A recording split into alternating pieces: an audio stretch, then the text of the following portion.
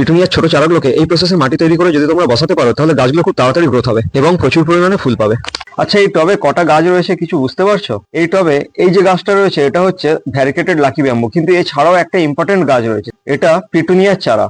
আমি কিন্তু কোনো বীজ বা কোনো চারা কিছুই বসাইনি, অটোমেটিক এতদিন পরে এই চারাটা বেরিয়েছে। কিন্তু চারাটা যখন বেরিয়েছে একে আমি নষ্ট করব না, একে আমি একটা ছোট পটে রিপোর্ট করে নেবো। এরকম একেবারে ছোট পিটুনিয়ার চারা কিভাবে রিপোর্টিং করতে হয় আর এই পিটুনিয়া গাছ বসানোর জন্য কি ধরনের মাটি তৈরি করতে হয়, মানে কি রকম মাটিতে পিটুনিয়া গাছ সব থেকে ভালো গ্রোথ হয় এবং প্রচুর পরিমাণে ফুল হবে, তার সবকিছু আজকে তোমাদেরকে এই ভিডিওতেই দেখাবো।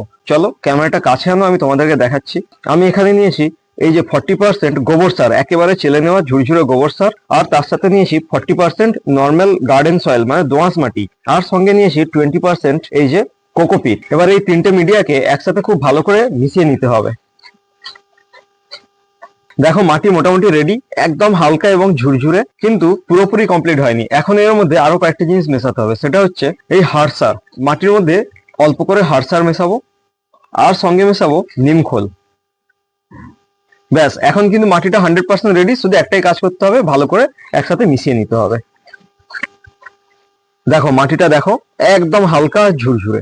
আমি এখানে একটা 6 ইঞ্চি মাপের মাটির টব নিয়েছি। এই টবের নিচে যে হোলটা রয়েছে এই হোলটাকে এই খোলামকুচি দিয়ে বন্ধ করে অল্প করে নিচে বালি দিয়ে দেবো। এতে কি হয়, ড্রেনেজ সিস্টেমটা খুব ভালো হয়, টবে একটুও জল জমবে না। এখন টবের কিছুটা অংশ মাটি দিয়ে ভর্তি করে নেবো, হাফের একটু বেশি মাটি দিয়ে দিয়েছি।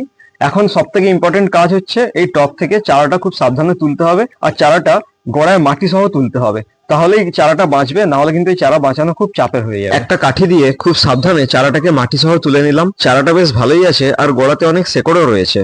এখন এই চারাটাকে একেবারে মিডিল করে রেখে চার সাইডে আবার মাটি দিয়ে দেবো।